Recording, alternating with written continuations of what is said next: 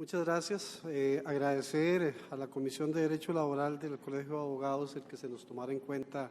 a los litigantes en este importante simposio y conferencia. En realidad, a nosotros nos corresponden las consecuencias positivas y negativas de la reforma. Yo creo que nos va a tocar hablar de lo bueno, lo malo y lo feo, lo que tenemos en la reforma procesal laboral. Soy partidario de que todo lo positivo que tiene la reforma procesal laboral se puede convertir en todo lo negativo de la misma reforma. El establecer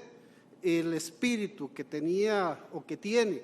precisamente esta ley, la 9343, bajo el contexto de que lo que se pretendía era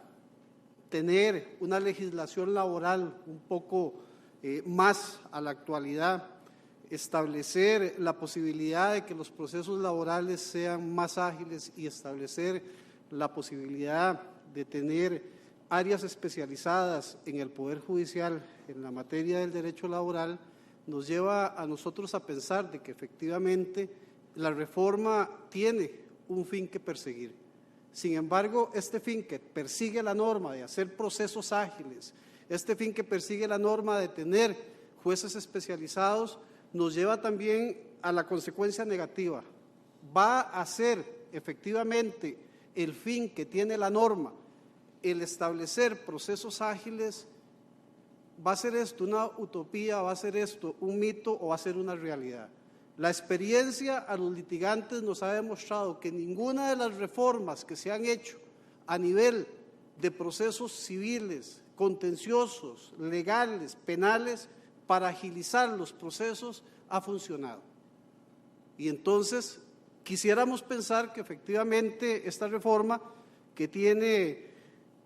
dice 11 artículos generales y donde se crearon 340 artículos en la nueva regulación con las modificaciones al Código de Trabajo, si efectivamente va a cumplir el fin para el cual fue creada.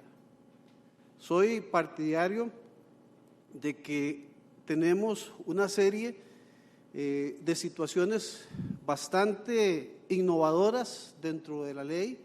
que tenemos una serie de situaciones en donde efectivamente creemos quienes vamos a litigar o quienes estamos litigando, de que se han hecho una serie de reformas tendentes a agilizar el proceso y tendentes a darle una vida diferente al derecho procesal laboral, al derecho laboral.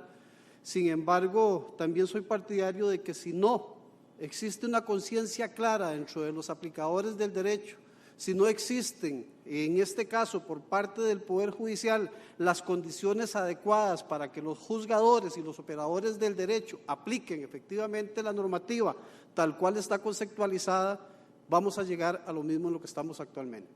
Procesos de menor cuantía que han venido con un promedio de 1 año para resolverse, procesos de mayor cuantía que tienen en una primera fase más o menos 1 año y medio para obtener una sentencia, procesos con un recurso de apelación que se están resolviendo en 1 año y medio después de presentada la apelación, y procesos en casación que, a Dios gracias, ha disminuido el tiempo de demora y que andan en un promedio de 6 meses por resolverse. Se indicaba que efectivamente con la nueva legislación que empezará a regir a partir de junio del 2017, estos periodos se van a cortar. Bueno, soy partidario y casi creo de que va a ser difícil de que efectivamente los tiempos que se tienen establecidos para efectos de hacer que la norma se cumpla, se dé, tal cual se dio. ¿Cuáles son las novedades? Procesos por audiencias, exigencia del patrocinio letrado y creación de defensa pública laboral. Se elimina el tribunal de menor cuantía con procesos de menor cuantía ordinarios con recursos de apelación. Ordinarios de mayor cuantía, se elimina el recurso de apelación y procede casación por razones de forma y fondo sin formalismos. Procesos especiales de naturaleza sumaria, redistribución de la carga probatoria, especialización en materia laboral y un ámbito de aplicación en empleo público y privado. Si a mí me dicen cuál es la consecuencia positiva de la reforma, bueno, el espíritu que la misma ley trae. El tratar efectivamente de hacer un proceso en donde tengamos audiencias, en donde se dé la posibilidad de que efectivamente las partes procesales lleguen a establecer con qué se va a juicio, y de que se haga lo que se está haciendo ahorita en el proceso contencioso, de la posibilidad dentro de estas audiencias de sanear los procesos, es una de las novedades o de las consecuencias positivas que puede tener la norma. Se habla del patrocinio letrado, bueno, y de la creación de la defensa pública laboral. Consecuencia positiva y consecuencia negativa por sí misma. Sabemos de que efectivamente uno de los conflictos que se daban a nivel laboral dentro de la presentación de demandas en estrados laborales era la posibilidad de que el trabajador se presentara a un estrado laboral, presentara su demanda y en muchas ocasiones sus pretensiones y sus hechos no conllevaran el espíritu de esta norma, no conllevaran el espíritu de que lo que el trabajador perseguía, y como no se le podía asesorar, pues al final de cuentas llegaba el trabajador con una demanda laboral en donde sus pretensiones tal vez no se satisfacían porque existía la posibilidad de que el juez no podía resolver más allá de la pretensión que había. Se abre la posibilidad de que el juez resuelva ultrapetita y se abre la posibilidad de que el juez efectivamente en estas audiencias corrija y subsane aquellos derechos que el trabajador, que le son irrenunciables, efectivamente puedan ser corregidos dentro de esta situación. Nos permite un patrocinio letrado, pero nos crea una defensa pública laboral. Cuando estaba en creación la legislación y cuando se crearon las defensas sociales laborales en el Colegio de Abogados, se tenía la defensa social o la Defensoría Social del Colegio de Abogados como el plan piloto para establecer la defensa pública laboral. Se decía de que se hizo una Defensoría Social Laboral para atender gente en condición de vulnerabilidad, y que se suponía que en esa condición era que se iban a atender de manera gratuita. Se establece una defensa pública laboral con la posibilidad de establecer el derecho a todos aquellos trabajadores que ganen al menos 2 salarios básicos del Poder Judicial, estableciéndose de que en estos momentos estamos hablando de que tienen derecho a un defensor público laboral todos aquellos trabajadores que tengan un salario superior o inferior a 848,000 colones. El 80% de la población laboral costarricense va a tener derecho a un defensor público laboral. Si hablábamos de que eran poblaciones en condición de vulnerabilidad, esta condición de vulnerabilidad se perdió con el espíritu mismo y con la creación de la norma, porque efectivamente el 80% de los trabajadores van a tener derecho a esta defensa pública laboral. ¿Podrá el Poder Judicial cubrir la defensa pública laboral para cubrir las necesidades efectivas de los trabajadores? Si se había hablado de que se iban a cubrir algún tipo de procesos, como aquellas poblaciones vulnerables, los menores de edad, las situaciones de las mujeres embarazadas, las personas que tenían fueros especiales, y que para eso era que se pretendía esa defensa pública, ¿por qué fue que la norma se hizo tan abierta? Se pensó en que el abrir precisamente la defensa pública laboral lo que hacía era restringir la posibilidad de trabajo a los que litigan en la materia laboral. ¿Por qué? Porque si antes efectivamente costaba que algunos que nos encargamos de atender la parte laboral nos llegaran clientes bajo el contexto de la posibilidad de un contrato de cotalitis y bajo el contexto de que normalmente la persona que llega con un problema laboral no tiene honorarios o no tiene dinero para pagar una defensa y que efectivamente la mayoría de los casos se ven por cotalitis,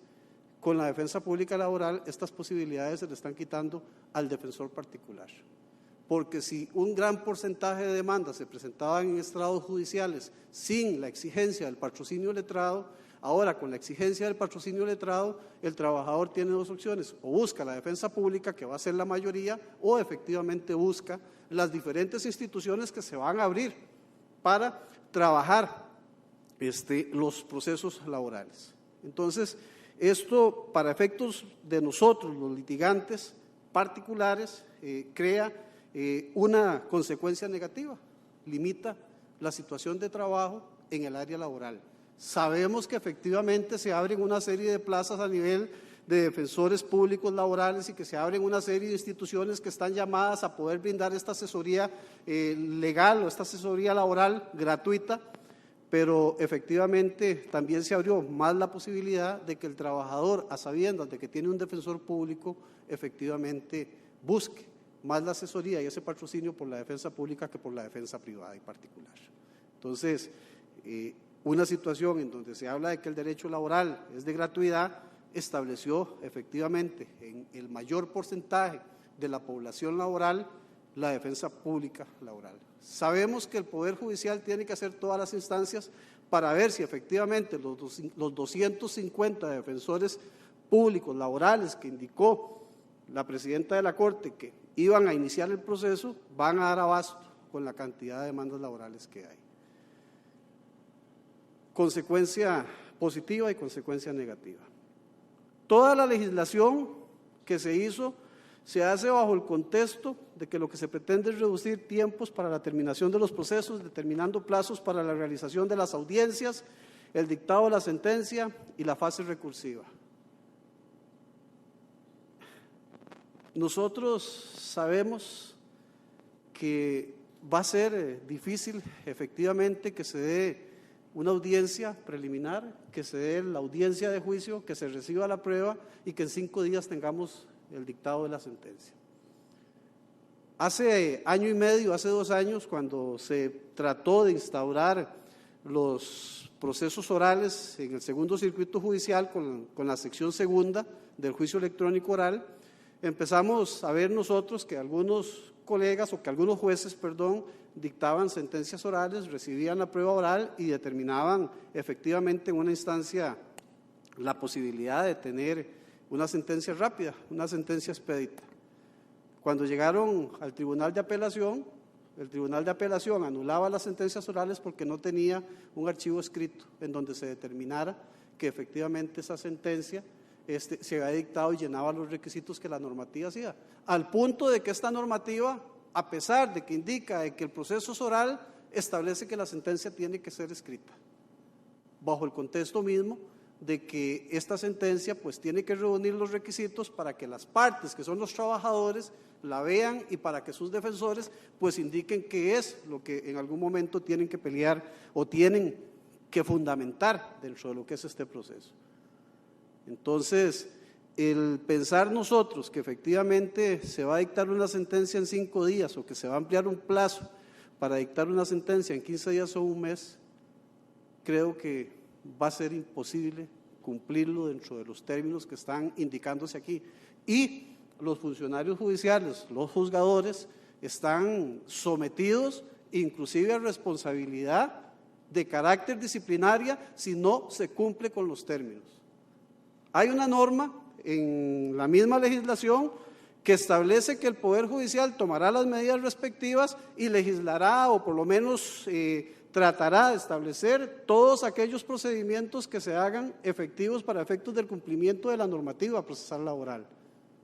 Voy a ver si dentro de esta potestad que tiene el Poder Ejecutivo para legislar, se van a ampliar estos plazos y se va a ampliar la posibilidad de que no se abra un proceso de responsabilidad por el dictado de una sentencia fuera del plazo, con la posibilidad de que esta sentencia que esté dictada fuera del plazo se anula de manera inmediata y se vuelve al proceso nuevamente. Entonces tenemos 2 consecuencias, la nulidad del proceso porque no se dictó en tiempo y la posibilidad de establecer una responsabilidad al funcionario. Consecuencia positiva y consecuencia negativa. Consecuencia negativa porque vamos a tener jueces tratando de resolver rápidamente para cumplir con el plazo y no ser sancionados. ¿Convertirá esta premura en sentencias machoteras?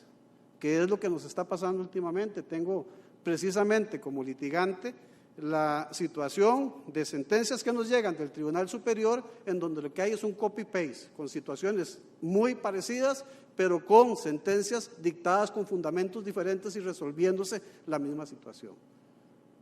La tecnología misma puede hacer que se dé la premura de este tipo de procesos, pero tenemos que saber qué es lo que efectivamente va a poder hacer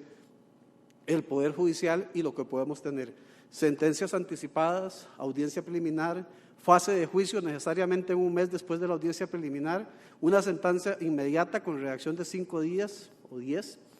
Esta situación de la premura de los procesos nos generan a nosotros aquella posibilidad de ver si efectivamente vamos a cumplir con estos plazos. Consecuencia negativa, Toda la legislación laboral que se hizo buscando procesos y obteniendo sentencias expeditas. ¿Se legisló algo con respecto a la efectiva ejecución de las sentencias? No tenemos nada legislado con respecto a la efectiva ejecución de las sentencias. Muchos de los que laboramos en esta parte, precisamente sabemos que el problema de los procesos laborales es poder ganar un juicio. Y el mayor problema es poder ejecutar esa sentencia,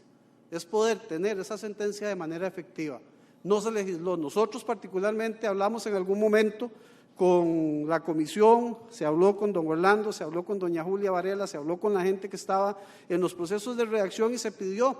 que se hicieran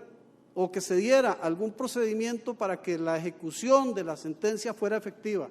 En España existe aquella posibilidad, para efectos de no hacer más largo un proceso, de que si la parte que pierde quiere apelar, para tener acceso al recurso de apelación tiene que depositar el monto de la sentencia de primera instancia para poder acceder a esa apelación. Y entonces ahí por lo menos se esperaba de que si la apelación efectivamente no resultaba, pues ya el dinero del trabajador estaba en el mismo despacho judicial.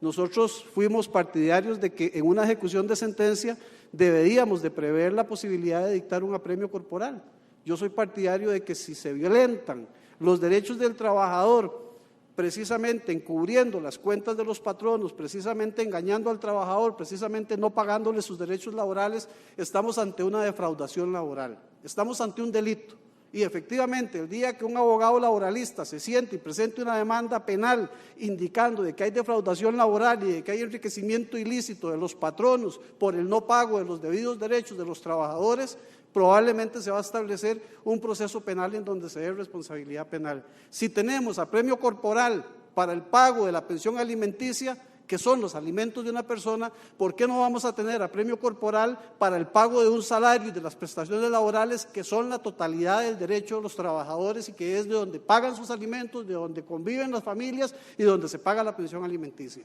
El artículo 94 y 95 bis del Código de Trabajo establece el apremio laboral en los casos de las mujeres embarazadas.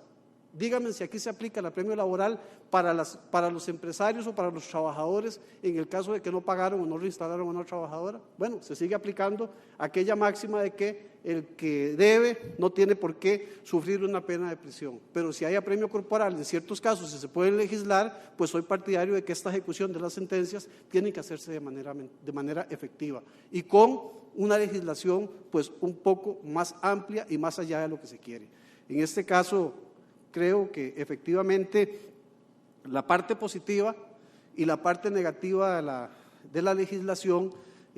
se puede variar. Hay un cambio, efectivamente nos ganamos en esta legislación el quitar los tribunales de menor cuantía que no tenían un recurso de apelación y que en muchas ocasiones sentíamos que habían sentencias en donde el tribunal de menor cuantía pues lo que hacía era exponer su criterio sin saber si efectivamente había un derecho real. Y la parte patronal o el trabajador no podía ejercer un derecho.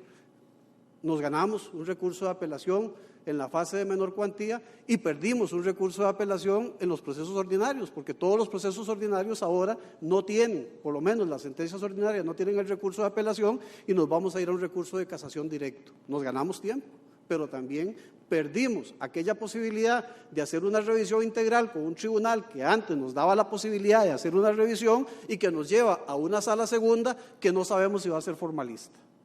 ¿Por qué? Porque hoy día estamos teniendo formalismo, al igual que lo que estamos sufriendo, quienes también tenemos la parte penal convirtiendo la parte recursiva de casación en una situación en donde solamente ingresan aquellas situaciones que se consideran claras, formales y que no son de fondo. Entonces, hay muchas situaciones que nos ganamos, pero las mismas situaciones positivas de la reforma, considero, son también parte negativa si no existe la posibilidad de que efectivamente exista